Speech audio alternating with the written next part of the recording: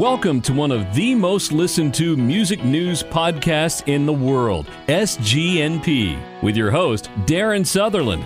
Join us as we talk with industry leaders, artists, and entertainers about their faith, family, and careers. This is information you will not find anywhere else on radio, web, or in a magazine, but only firsthand on SGNP. SGNP is brought to you by Toccoa Falls College in Toccoa Falls, Georgia. For more information on TFC, call 706-886-7299 or visit them online at tfc.edu. That's tfc.edu. Since 1907, TFC, glorifying God through seeking and developing leaders who will impact the world for Jesus Christ. And welcome back to SGNP. Darren Sutherland, your host, along with my now full-time gospel music singer, Southern Gospel Music Association president, and lead singer for the Kingdom Heirs, Arthur Rice. Arthur, how you doing, buddy? I'm doing good. Doing good. Great to be back to work. You know what? It is good that you're back to work. You know what I'm saying? Because a lot of folks still ain't back to work. I mean, I see some of the groups still hadn't got their dates back. Some ain't even going to get them back through August or September. Yeah, I've talked to several that are hopefully 1st of July they can kind of get out and get going. But yeah, Lord, I've talked to some that they've already got cancellations through December. So wow. Strange. Well, it don't just affect this COVID. Don't just affect the gathering for the concerts. It affects the financial stability of the area, plus the financial stability of the area, plus the churches. A lot of times they just don't have the extra income. They've had to keep the church going for 3-4 months, and I don't care what they say. When people don't go to church, the offerings are down. I mean, you got those folks that are going to send their check via mail, but those are folks that's got first class penthouses in heaven anyway that send their offerings by mail. Arthur, you know that. So I mean, it's gotten better in the new generation and generation before that is most of that has gone to online giving and that helps a lot. But you still have a lot that that still donate or give at church. I got an idea for us where me and you could retire if we did this. Okay. Okay. You know how in your credit card you've got that chip, that silver chip in your credit card now? Okay. If we could invent an offering plate where it went by and you just hit that silver chip on something and type in a quick number. You know what I'm saying? If you could do it in less than 10 seconds, boom, hit that thing and, hit $100, $200, $300, $400, whatever. Half of them want a receipt. That's right. You just have to wait on that. And then and I'm going to pick on our senior citizens here. Then you got that one elderly lady who wants to make sure she hit the number just right. I didn't say 230. I said 203, and it run 230. What am I going to do? And it holds up the whole offering collection. Yeah. What do you think about that? Oh, I don't know. Hey, last week we had Hall of Famer, 2020 member Hall of Famer Chief Melvin Clout with us. Great interview, great fun. And I got more calls last week from people or emails from people wanting to know what groups that didn't want to perform with the Clout Indian family. I said I didn't ask him. And they said, why not? And I said, you don't ask the 87-year-old man that kind of question. It is what it is. And they said, would you guess? And I said, no, I'm not going to guess. But today we've got a new Hall of Famer in here. Miss Diane Wilkinson, one of the greatest writers of all times, is going into the Hall of Fame. And I'm going to let you lead this one today. So for people that say Darren talks too much and Arthur don't talk enough, today you're going to get to lead this bad boy because she's one of your best buddies. How about that? I got a feeling it's going to be kind of like Squire's interview. I don't think we're going to say a whole lot. But anything. Well, I won't tell her you said that. How about that? I've already told her. She's already warned me because she knows. She loves to talk, but she's got some great stories, man. I tell you, just got to get her started, and she's got some great stories. I'm excited about it. Are you eating potato chips, by the way? I'm not. Something on that sounds cracking. So anyway, it's on the line. I hear it on your side too. I thought you were. Wow. You know what it is? It's the squirrels in between. It's the squirrels up in it. It's the squirrels up in Blue Ridge, because that's probably halfway between Sevierville and Marietta.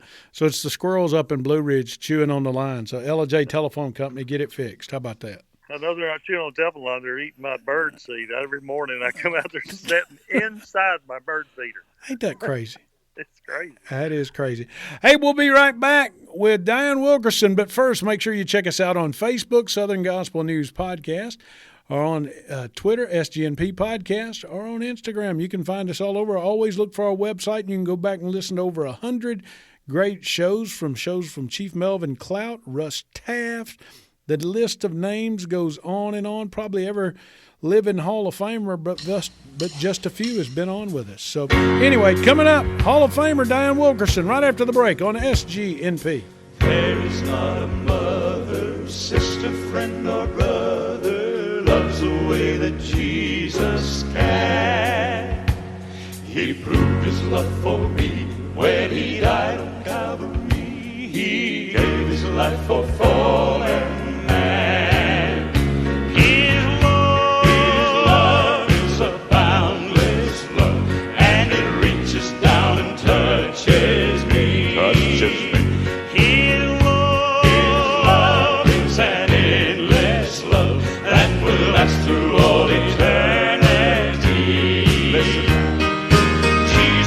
To love you, there is none above you. You are precious in His sight. He will never fail you when the doubts assail you. He'll be with you day and night. Jesus wants to love you. There is none above you. You are precious in His sight. He will never fail you when the doubts assail you. He'll be with you day and night. His love is a boundless love, and it reaches down and touches me. Touches me. His love is an endless love that will last through all eternity.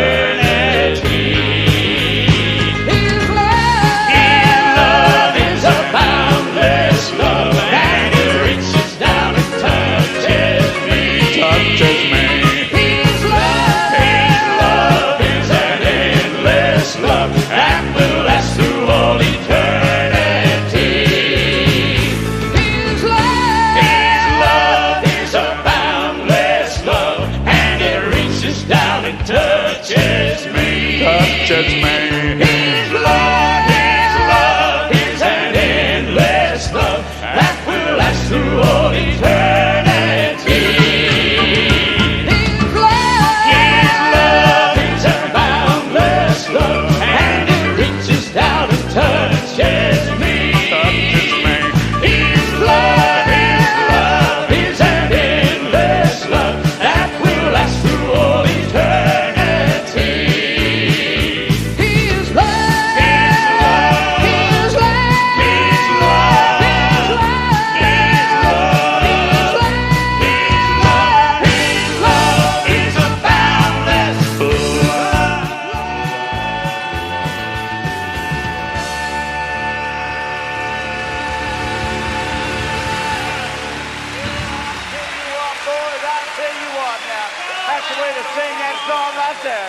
His love is a boundless love. Yeah, I tell you what, boys, I like do that trio part again for me. I love that trio. To love you, sister, friend, or brother loves the way that Jesus can. He proved his love for me when he died on Calvary. He gave his life for fallen man.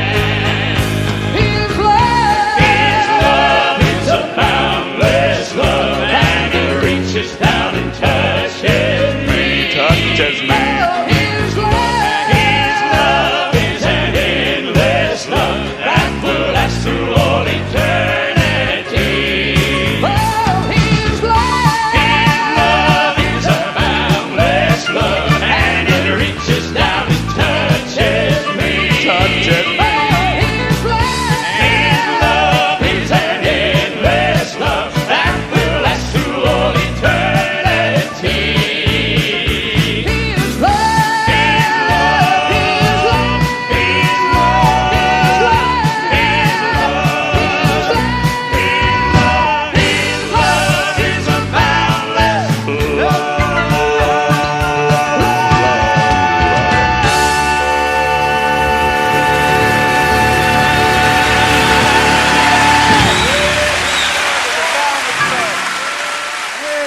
This is Darren, and I'm here for my buddy Mike Lindell and My Pillow. That's right, My Pillow. I got to tell you a little secret, and this is a true story.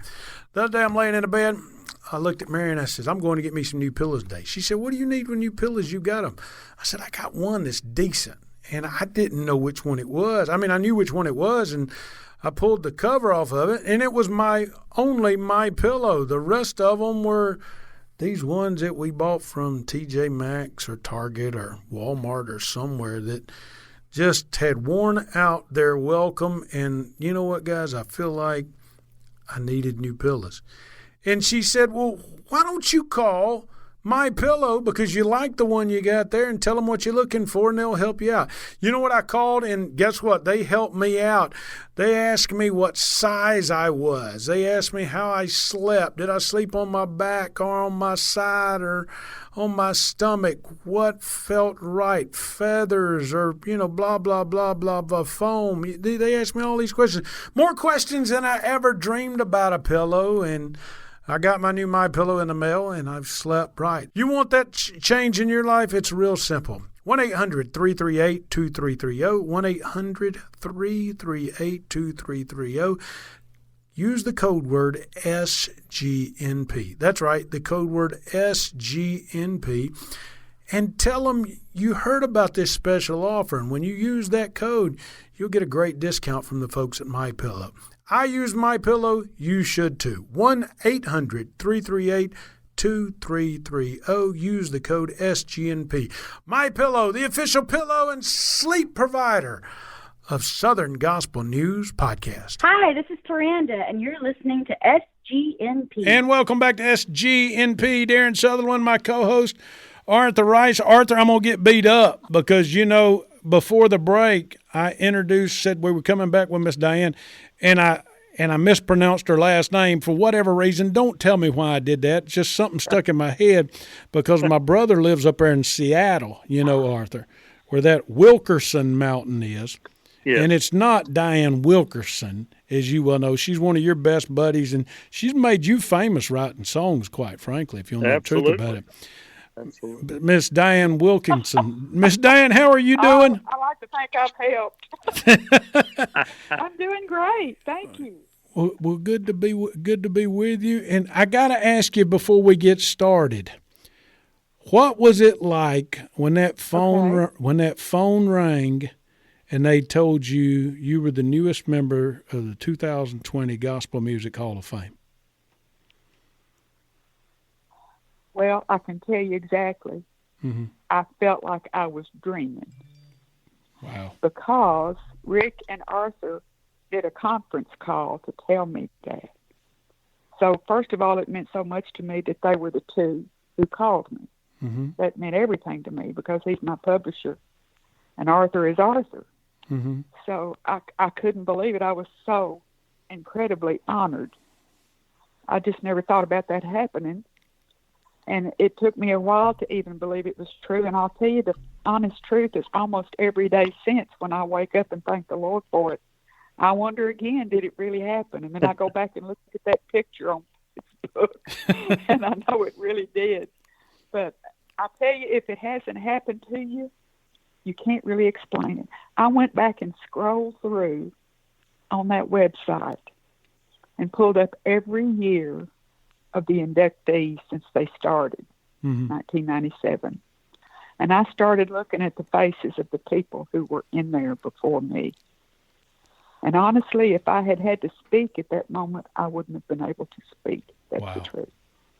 Just overwhelmed. When you saw the faces, and I may have told you this, Arthur, but when I saw the faces of the writers who mean so much to me, the first one I saw was Big Chief. Yeah. And that just did me in because he's my hero of heroes. And he wrote some great songs. And so all the way through there, I looked at that. And I just thought, Diane, you're in there by the grace of God. That's the reason you're in there. Because it was all him. Yeah. So it'll take me a lifetime to get used to the idea, but it's the greatest honor. Except for getting saved. It's the most wonderful thing that's ever happened to me. And that's the truth. Because it's in my career field, and my peers had something to do with that, and the fans. so I'm eternally grateful. Wow. Absolutely. So many times that the artist a lot of times is lifted up, but it's the songs, it's the writers behind the songs that make the artist.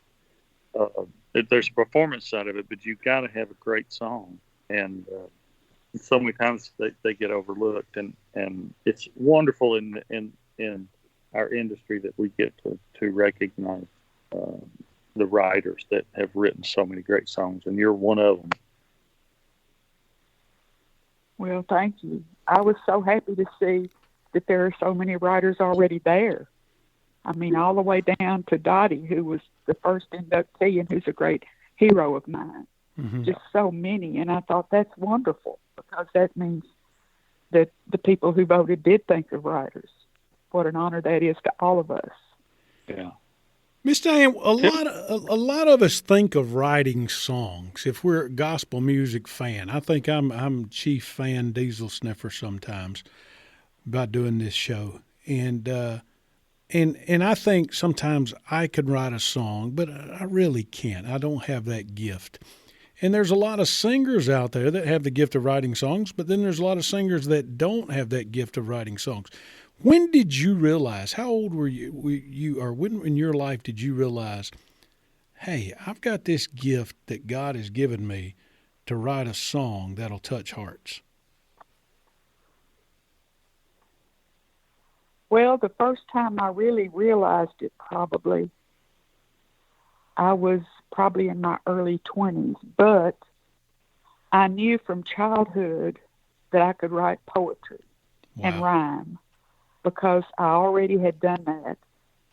I found in my grandmother's possessions a birthday card that I had sent her as a little second grader, and I had written her a birthday poem, and it was in perfect rhyme and perfect meter. And that's incredible to me now, even as a kid that little, but I already had that in me.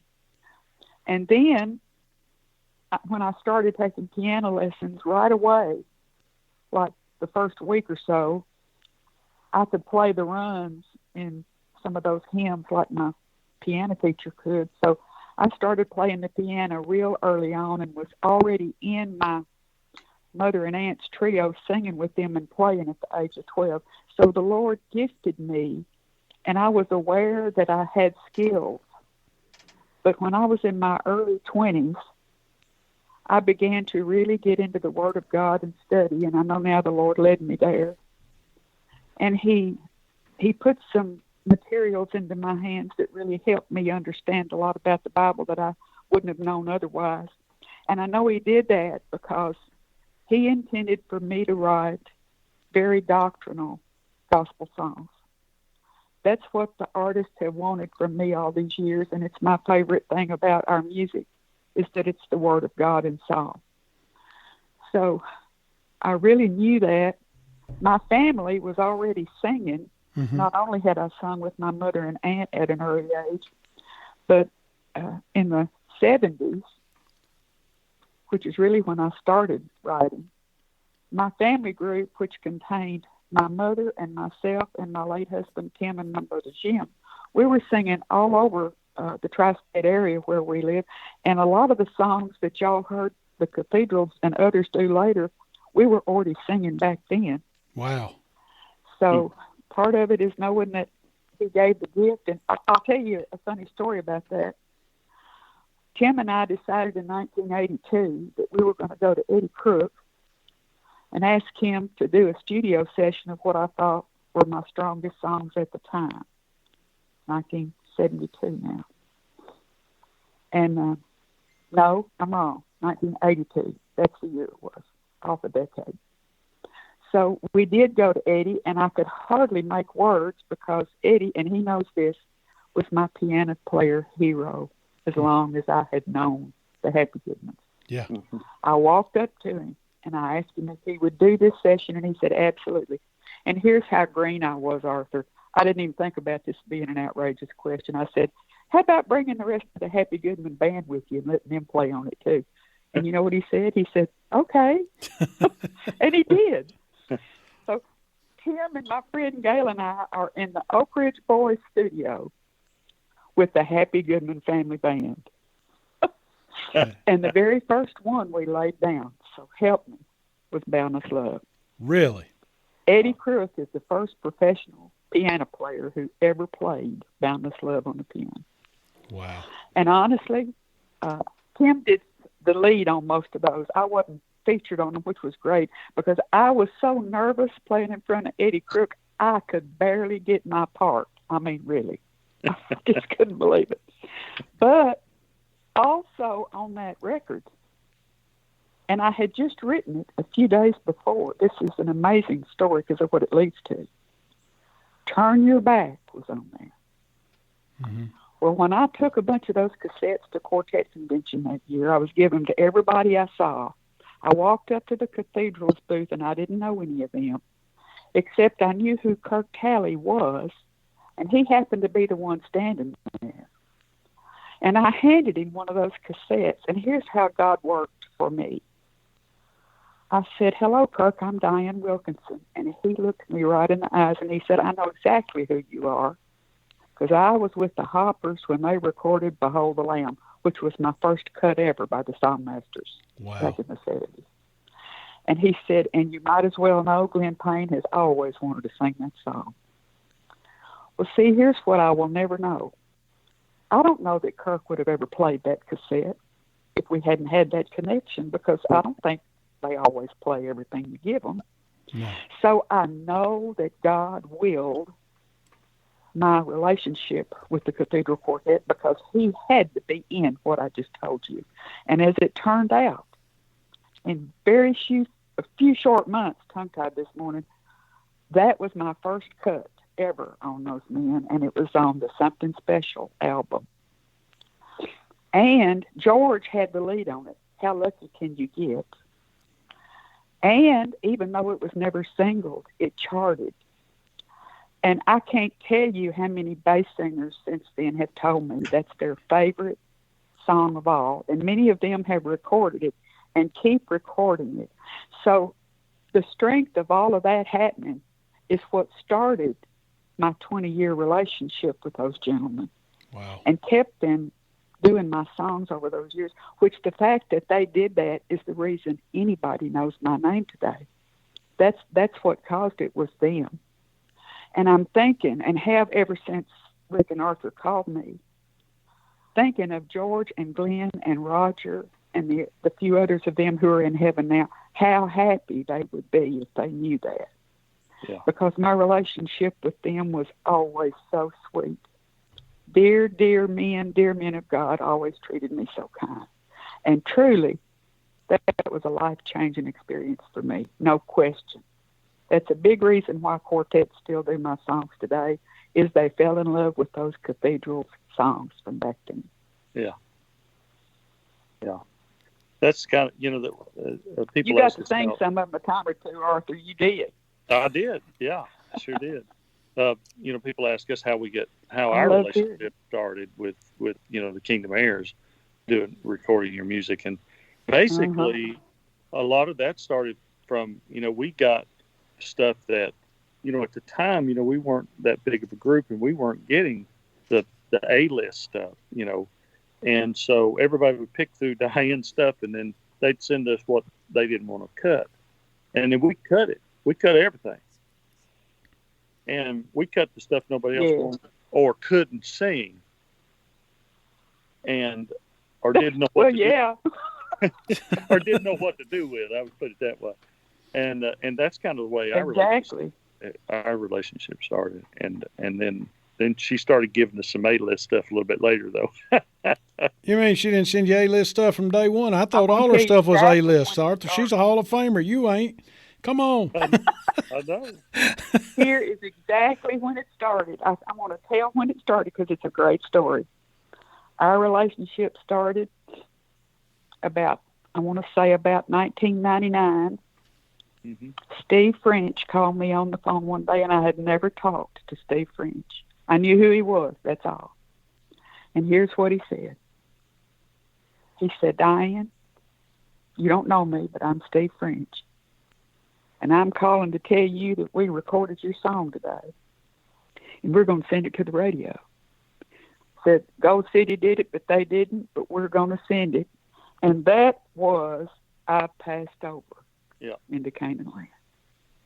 And to this day, you would not believe how many people tell me that is their favorite song I have ever written. They still say it. And Arthur, I've told you before, but I'm going to tell it now so everybody can hear it. When I was in my car and had the CD in my hand, or the cassette, if that's what it was, and heard you sing it for the first time, I nearly went out of the roof of my car. Wow. It was so good.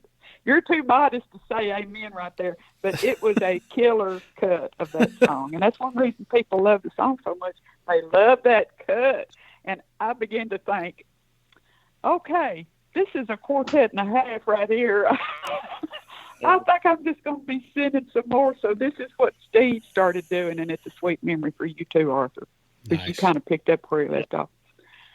He would call me a year or two later with nothing in between and say, "Hey, Di, we cut 5 of your songs today." "Hey, Di, we cut 7 of your songs today." So what started happening was, because he loved those songs so much, what started happening was multiple cuts on their records. So what led to that is, at this point in time, the Kingdom Heirs have recorded well over 70 of my songs. Wow. That's fact number one. And fact number two is Arthur has sung more of my songs than anybody in the business today, because he has sung on every one of those. Wow. So did I know what to do with my songs or what? Wow. Well, Loved every cut I ever had. Every one. And Arthur, can I tell you right now in front of everybody, can't nobody do the bluesy ones like you, huh? Nobody. What's my favorite one? You get to be the one to tell me what's my favorite one. Jesus Made a Believer Out of Me. He won't tell you Jesus made a believer out of me. Yes, y'all need to hear that before you go to bed tonight. It's just that good. That's that Jim Hamill influence on him, that bluesy. He said, "Do it this way, Arthur, or don't do it at all." He said that in front of everybody. So anyway, Miss Diane, when you write a song, I know Arthur already had the goods, but when you write when you write a song, and you pen a song, do you immediately hear certain individuals like Arthur singing that song, or Glenn or George singing that song, or maybe it's a group you've never worked with and you hear that person that you're impressed with sing that song, and you think to yourself, and I'm just picking a name out of the sky, this would be a great song for Ivan Parker, I'm going to send it to Ivan. Or this would be a great song for Jeff Chapman, I'm going to send it to Jeff. Or this would be a great song for Kelly Nealon, I'm going to send it to her. Do you think that? Is that what comes over a writer? I don't know. That's why I'm asking. You wouldn't believe how many times. You wouldn't believe how many times I think it. Because sometimes very early in the song, I'm aware, boy, this is just right for so-and-so. But very often, by the time I finished it, I know exactly who it sounds like. Wow. And in fact, that really happened in a roundabout way for Jeff Chapman. Mm-hmm. Arthur knew it before I did, but when Jeff lost his dad, and I knew he was grieving so badly, I thought that the song... Heaven Just Got Sweeter. What's the name of it, Arthur? I've lost it. Heaven Just Got Sweeter. Yes. I sent that song to Arthur and asked him if he would just share it with Jeff, because I thought it would help his grief process to hear it. Mm-hmm. Well, I didn't think about the fact that the guys were getting ready to record, because I didn't consider it a pitch at the time. But I found out later in the studio when Arthur let me know they were going to record it. And I think everybody knows now how associated Jeff is with it. Oh, it's a signature. His career song. So in that case, it is. And what's so amazing about it is God intended for that to happen, because He had it in the future as a ministry for Jeff. But He let me know in a roundabout way. Sometimes it goes this way. and I'm going to use Arthur because he's heard it 100 times. I blackmail him when I send him a song sometime. And I say, Arthur Rice, this is you dead out. And if you don't cut it, you're going to regret it for the rest of your life. You know you have to do that. Well, I carry on like that. And sometimes he does it. There you go. Because I really kind of know what he's going to want. And he knows what I'm going to send. So I'm going to keep on doing it, Arthur. I'm going to keep on. I'm shameless as a song pitcher. You know Here's a funny story. When we called Diane to tell her that she was in the Hall of Fame, she pitched me a song before we got off the phone. That's funny. He loved that better than anything else. It was so funny because Rick was talking to me about a song that Rusty Golden and I had just finished. And it had been on hold for Gold City, and they had released it. And all I said at the beginning, I had no intention of pitching it. I just said, Arthur, you know what? That sounds like you. I think I need to send it to you. And I'm going to send it to you. And I sent it to him right away. And by the way, he held it. But he told me before that call was over, he said, that's my favorite thing about this whole call is you pitching me a song at the end of it. That's funny. Because he knows the reputation. I would rise up from the dead to pitch a song if God would let me. Absolutely. I love pitching as much as I do writing, and that's true. That's fun. That's Miss Diane. Have you ever wrote a song that hasn't been recorded by a major group, but yet you sit back in your mind and you took a blessing writing that song, and you just can't understand why the Lord hadn't allowed a group to record it yet? You know, it's all about His timing anyway. And sometimes one song ain't meant to be for somebody. Absolutely, it is. But what song is that? And that nobody's never heard, but you wrote, it was a blessing to you on that day, and it continues to be a blessing now.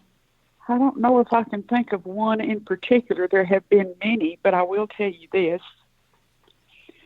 My late husband used to sing a lot of my songs in our church ministry. Mm-hmm. And he used to tell people, because he really thought this was true, because he loved the ones he did, that my best ones were still inside my piano stool. So we thought that back then. But what I have found in my life is sometimes he gives me a song that's just for someone in particular. Yeah. At the time. And maybe they get to hear it, and it does what it needs to do for them. But especially, I've realized there are times when he gives me one that's just for me. Yeah. I still hope they'll all get cut someday. Of course, we all hope that. But that's not likely in this lifetime. But I take what he gives the way he gives it, and here's always my prayer.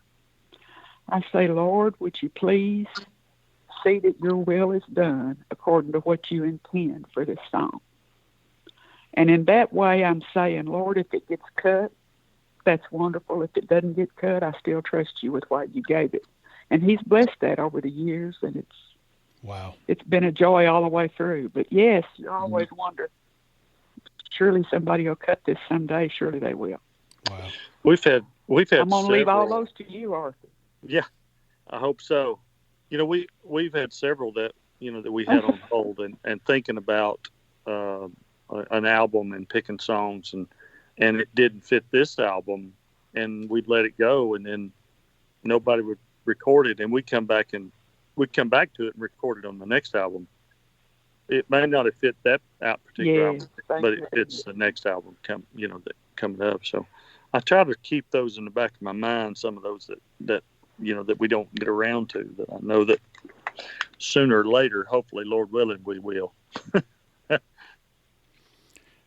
I guarantee you, I'm going to be helping you remember. Yeah. I don't blame you. Miss Diane, Arthur, let's exclude Arthur in the Kingdom Airs and the Cathedrals from this conversation, all righty? Because we know your love for Arthur and the Kingdom Airs, so I'm not going to allow you to choose them, and I'm not going to allow you to choose the Cathedrals, because as we all know, the Cathedrals are just the Cathedrals, okay? But when Miss Diane's when Miss Diane's listening to gospel music, who are you listening to? You mentioned Big Chief earlier. You're listening to the old stuff. You're listening to newer stuff. You're listening to current groups. What are you listening to? What's in your playlist? I'll tell you, I listen to old and new both, and I love both. Nice. I can't deny the fact. Old time quartet singing like the Statesmen did will always be my favorite. Mm-hmm. And part of that is because when I was a little kid in the second grade, my mother and aunt took me to Ellis Auditorium in Memphis, which was close to where we lived, took me with them to those singings where the Statesmen were and the Blackwoods were. And I sat in that seat in the Ellis Auditorium and heard those men sing those songs when I was a kid. And honestly, when the Statesmen would sing, my teeth would almost chatter. I couldn't believe how wonderful it was, and I could already feel it on the inside of myself. And God used that because he knew that I was going to be known primarily as a quartet songwriter. Wow. So I loved it from early childhood, just like that. And then as far as the cathedrals went, we've already talked about how I managed to get in with them and how God used that. But here's how the timing was of that. They wound up their career and retired just about the time Steve French called me for the first time. Mm-hmm. So even though the cathedrals guys who continued on with groups of their own through the years, like Mark and Gerald and so many others, they have cut my songs all through the years. And so have a lot of other people, mixed groups too. But as I said, no one has cut as many of them as the Kingdom Heirs. So I've had a blessed relationship with both groups, and certainly a life-changing one because of all of that. But the one thing is, I love a great song, and I love a great vocal performance of it. Yeah. So I listen to, and especially on Facebook when you're scrolling, you hear some great music, some great new music. And I love it all. And because I'm so musically oriented, if you're a musician, you really are, I listen as much to the track as I do to singing. Wow. I'm especially fond of the tracks that those Crossroads guys make. My goodness, they can play some music. And I'm a percussion person, so I'm grooving on the bass and the drums a whole lot. So I listen to all of it. I have some favorite mixed groups, too. If I could sing like Amber Epinette, I'd be the happiest woman in the whole wide world. Wish I could. So I'm blessed because I love it all, and I listen to all of it. To me, a good song is a good song. You ever wrote one that you wished that you would have been able to give to Jake and Big Chief and Hovey and Doy and the guys and let them sing it just one time? Oh, you can't imagine how many. You can't imagine how many. Now, I will say this. Yeah. Just because everything changes like it kind of does, there aren't as many quartets today that do exclusively the traditional older kind of quartet song. Mm-hmm. But God has blessed me with a whole bunch of them who still do.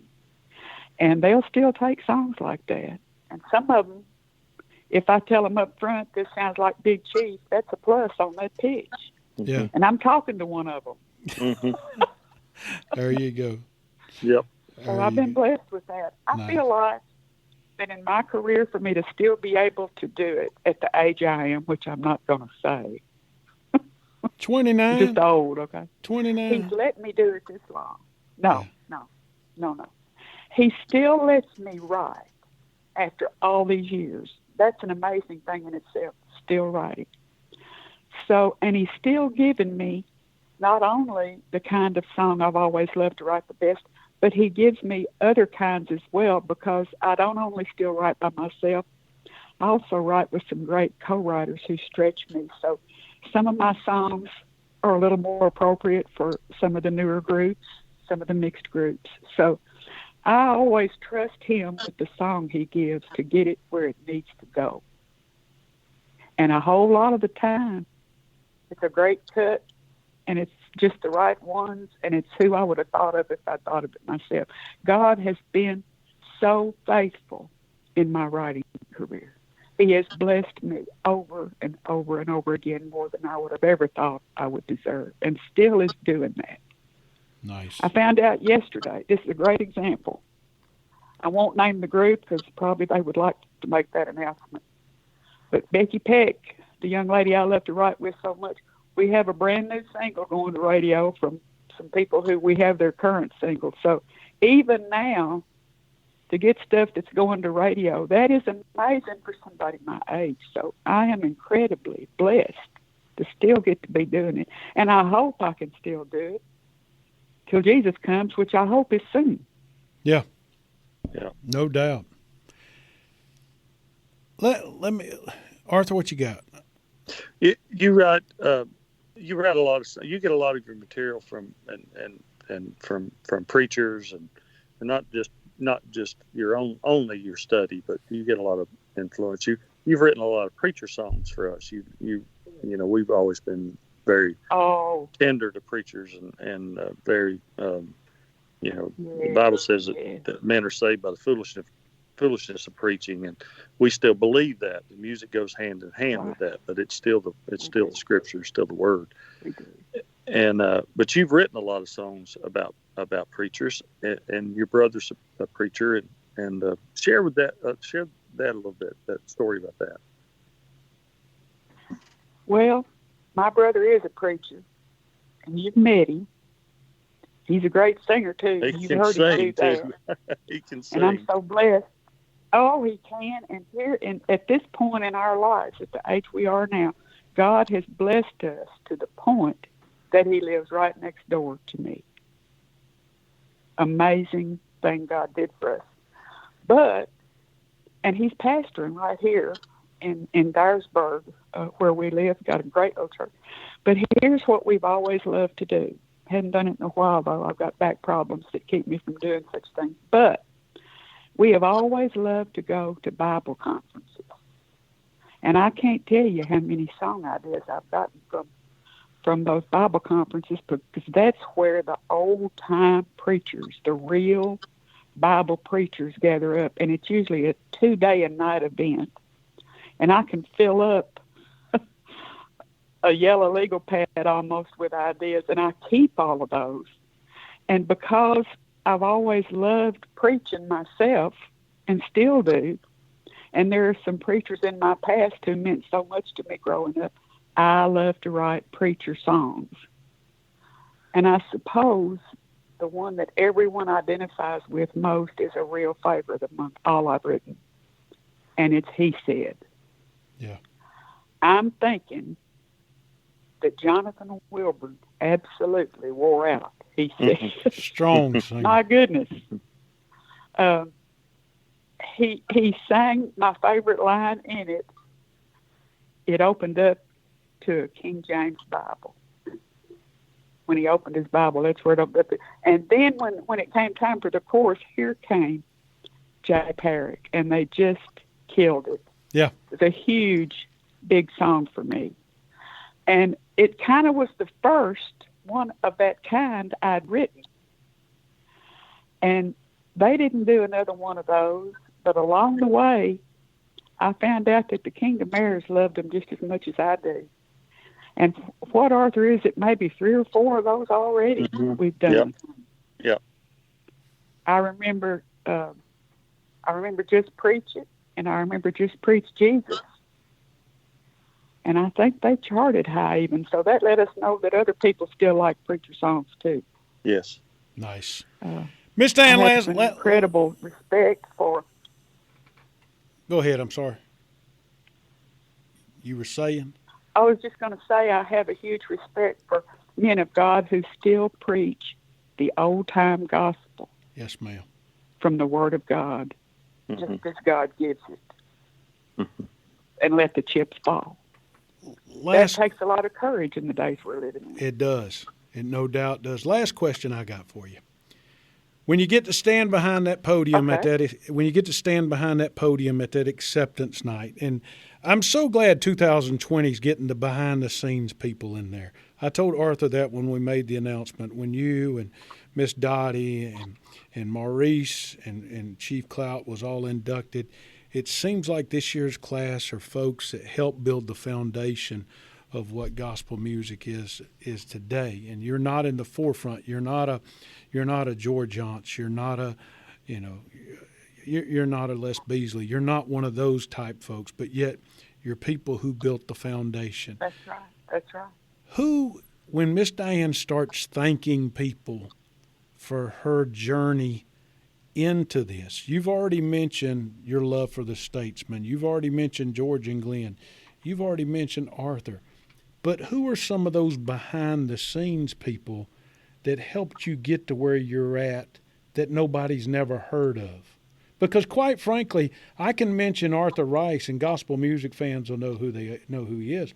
But if I mention Diane Wilkinson, unless they're what I call a P1 fan, they may not know who you are. Now, they'll know what songs you wrote when I mention the songs, but they think, for lack of a better word, and maybe for ignorance, they think the group wrote the song for whatever reason.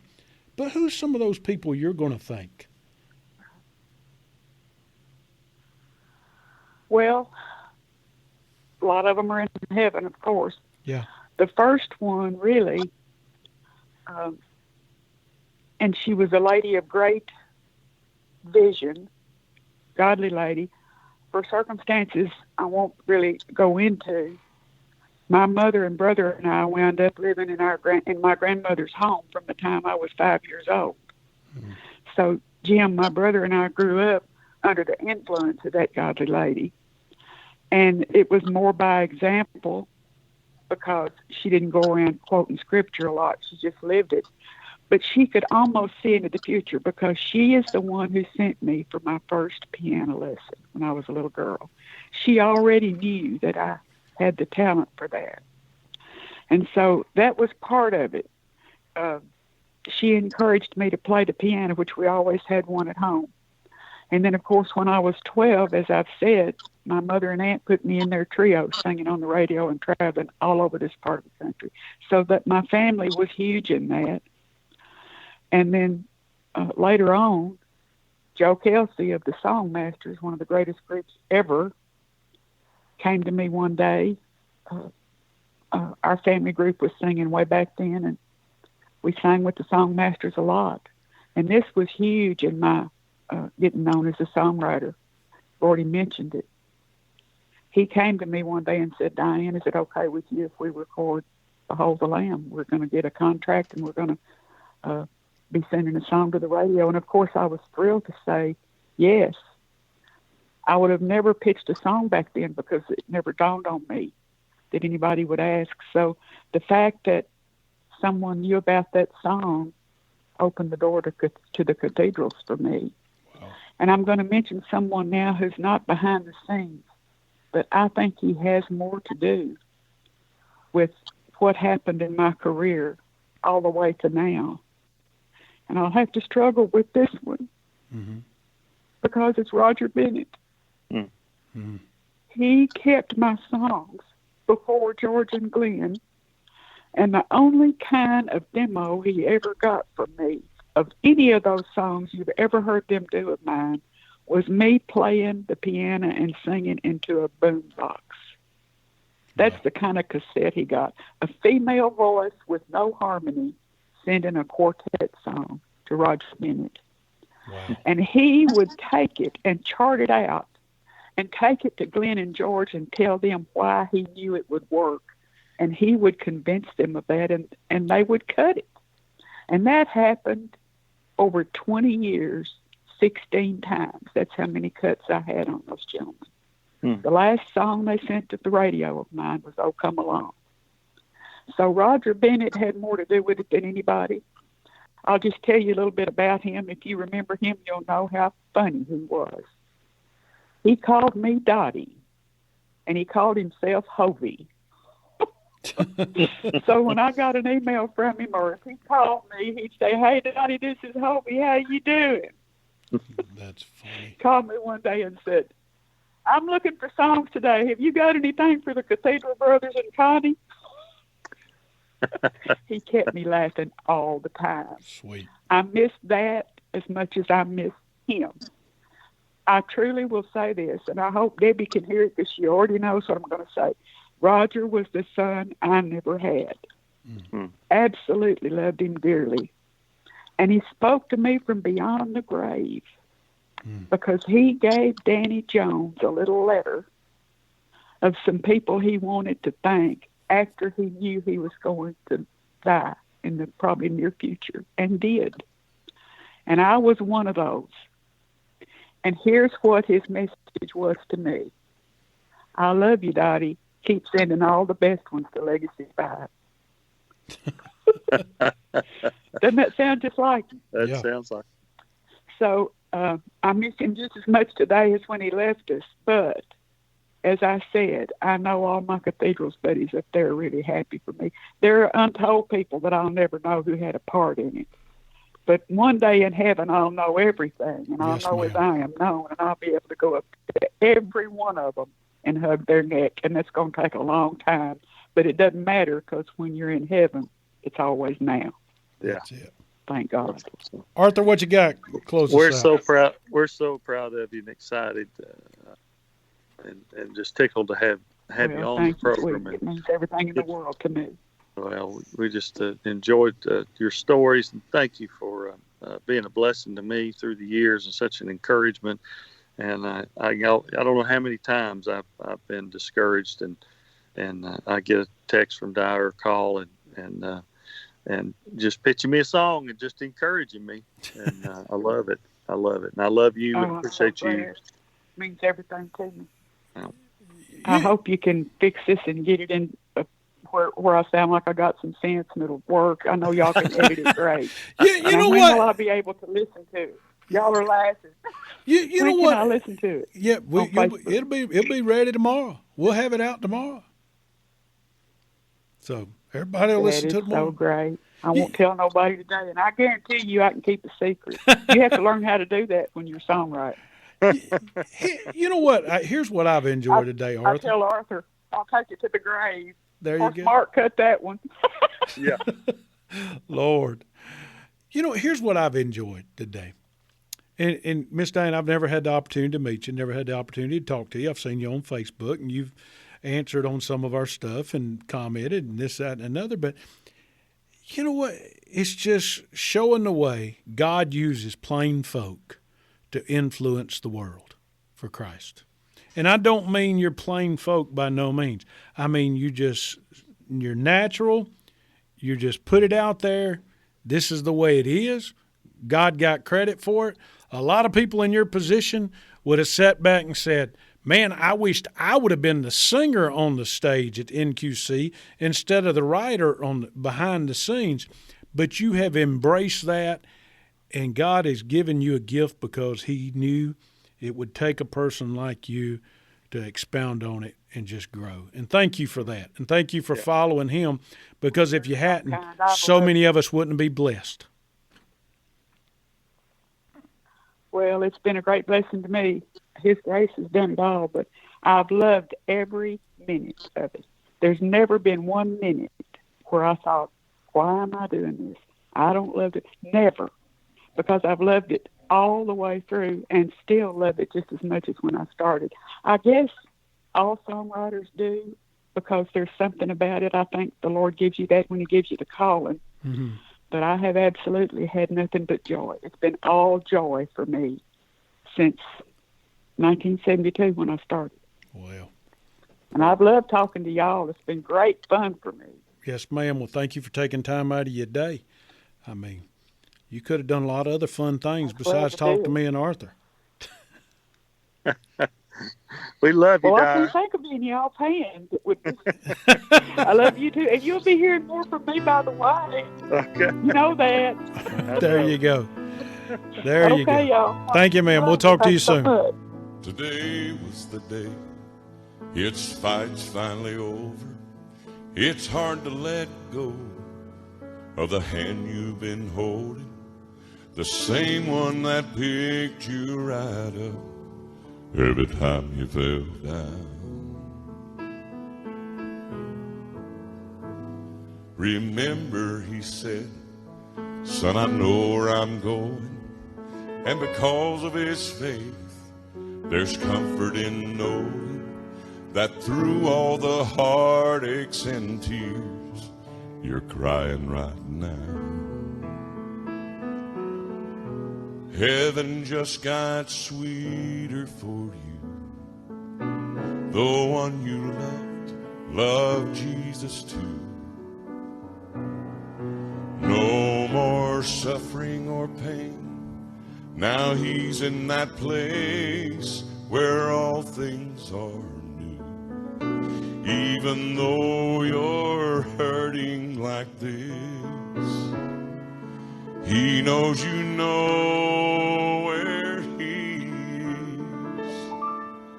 And someday he'll come running when you get there too.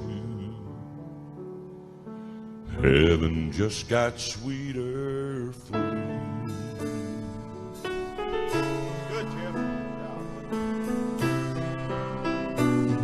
It's natural to grieve, to feel your heart break. But for those who believe that loved ones are waiting, hold on to God's promise that death is never the end. So when you say goodbye to that old cemetery, for the saint that you've lost, the grave is only temporary. He's already home and he's longing to see you again. Heaven just got sweeter for you. The one you love Jesus too. No more suffering or pain. Now he's in that place where all things are new. Even though you're hurting like this, he knows you know where he is. And someday he'll come running when you get there too. Heaven just got sweeter for you.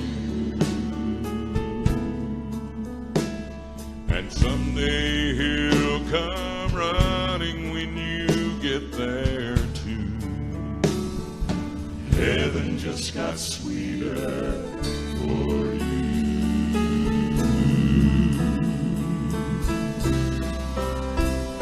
I love you, Daddy. Good, Jeffrey. Nice. Diane Wilkinson. Why do I keep saying Wilkerson, Arthur? Why? I don't know. Ain't that silly? You know, and by the way, and some folks may have took my cultural dialect wrong when I say you're just plain folks. What I mean by that is... No, I know exactly what you're talking about. Just real people. Real people. You can just sit and talk to them. It's like when we were sitting there talking, I'm saying, like, I've never met her. Arthur knows her well, but I feel like I've known her for 25 years. Yeah. Just in the general conversation. Makes sense. She's very unassuming. You know, she's a star. Yeah. She really is, you know, and you'd never know it, you know, by talking to her. She doesn't, you know, exude that, but boy, she really is. I mean, if you think about all the great songs that she's written through the years, I mean, she's made a lot of stars too. Oh, no doubt. I mean, if we just started listing her songs, we were looking at, Amy handed me a screenshot on the other side of the desk here in the studio, our producer, and she wrote down, heck, I mean, she just Googled it, and 70, 80 songs came up. We just over 1,000. She's wrote over 1,000 songs. We just recorded her 1,000th song 2 years ago, and she's written, I don't know how many she's written since then, you know. So that's a lot of songs. See, if I was writing 1,000 songs, by now on 1,001, mine would be, I'm eating a peanut butter and jelly sandwich with Jesus. I mean, I wouldn't know what else to write. You know what I'm saying? And that's what, you know, and that's the thing. That's what's amazing to me is you know, it's not just 1,000 songs. It's 1,000 great songs. Yeah. And the next one is better than the one before. And I don't know how she comes up with so much great material. It's amazing. It's just an incredible gift, and I'm glad we got to hear from the songwriter, because we seldom get that perspective. You know what I'm saying? Oh yeah. Hey, I got a question for you real quick. Yeah. as Amy was on the other side of the glass from me, and we're sitting here doing this interview, she looks over at me and she shows me a screenshot of a Kingdom Heirs. Y'all got a Hairhead fan club or something going on now? Airhead, yes. Airhead. Tell the world about that real quick. That was kind of put together. We have two great fans down in your neck of the woods down there in Georgia and close to Atlanta, and they kind of came up with that and kind of started, when Facebook kind of took off and all the social media stuff, and it just kind of caught on, and people they love being called airheads, and, HEIR heads.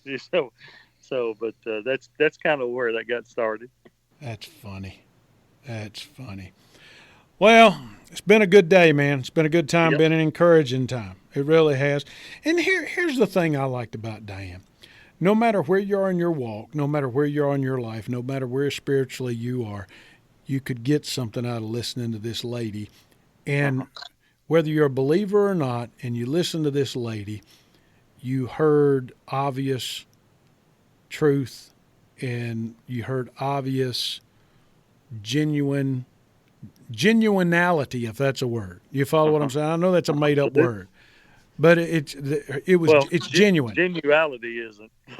Yeah, I know it's not a word. I just made it up there. No, that's a word. But okay. Yeah, you're exactly right. Yeah, she's very genuine and absolutely down to earth, salt of the earth. Yeah, and it's just and the funny thing about this that is, and I can't wait to hear what I say when I get that age, okay? Because I say about anything now and get myself in trouble. But, it seems like when you talk to Chief Melvin Clout, he gave us that age. I'm not saying Miss Diane is near that age, but she said she was older, okay, in her interview. And then you talk to Charlie Daniels, and you know how bold and upfront he was talking to her. Man, I wish we could compress that in our 50s. You follow what I'm saying? And be that way for the next 30 years or so. So, anyway. Yeah. But that's wisdom. That's wisdom, and that's age. And, a lot of us had grandparents that were that way, too, that we'll never forget. So, Anyway, well, I'm going to let you get off here so you can get back to singing over there at Dollywood and get that. So, anyway, I saw just before we get out of here, I saw where Dolly was at the park yesterday or day before. Was she not? I didn't see her. She could have been. Somebody put a picture on Facebook that she was. She could very well have been. Yesterday was a grand opening. Yeah. In all these years, has she ever jumped on stage with y'all? Oh, yeah. A lot, really. And usually when she's there, unless she's, past a couple of times she's been there, she's been promoting a certain thing. And that's kind of where, where her energies go. But most of the time, just about at least once a year, she usually comes by and we'll either sing a song with her or she'll come out and, be on stage with you. We usually do that in the spring when we have the normal grand opening. Yeah. And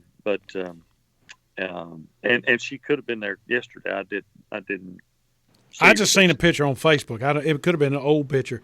I've just always wondered that. I've always wondered if Arthur's up there doing his Jim Hamill, doing his lead and doing his MC work with the Kingdom Heirs, and Dolly shows up.